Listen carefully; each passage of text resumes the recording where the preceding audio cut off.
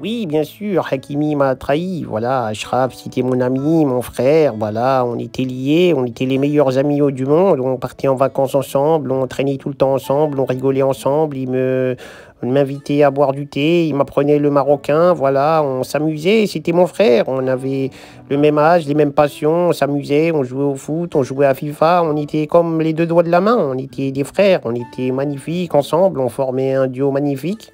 Et ensuite, moi, je suis parti au Real Madrid et je lui dis, Achraf, viens, rejoins-moi. Le Real, c'est ta maison. Tu y étais avant moi. Ils t'attendent.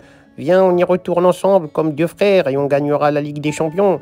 Et lui, non, il m'a trahi. Il est resté à Paris. Il a créé une nouvelle amitié avec Dembélé. Il m'a remplacé. Et en plus, ils ont gagné la Ligue des Champions sans moi. Ils m'ont exclu de cette amitié, de cette fraternité que j'avais.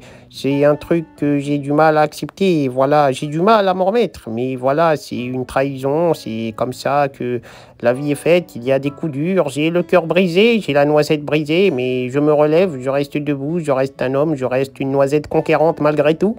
Mais la souffrance demeure malgré tout et le temps réparera les choses, je l'espère bien. En tout cas, c'est vrai que j'ai le cœur brisé et que je suis plus totalement le même homme. Il y a un avant et un après Hakimi et voilà, ma vie a changé, je suis une autre personne. C'est la vie, c'est compliqué, vous savez.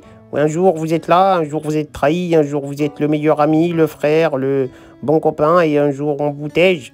Vous savez, je n'étais pas prêt à ça. J'étais prêt à plein de choses. J'avais prévu plein de choses. J'étais prêt à plein d'éventualités, mais pas celle-ci.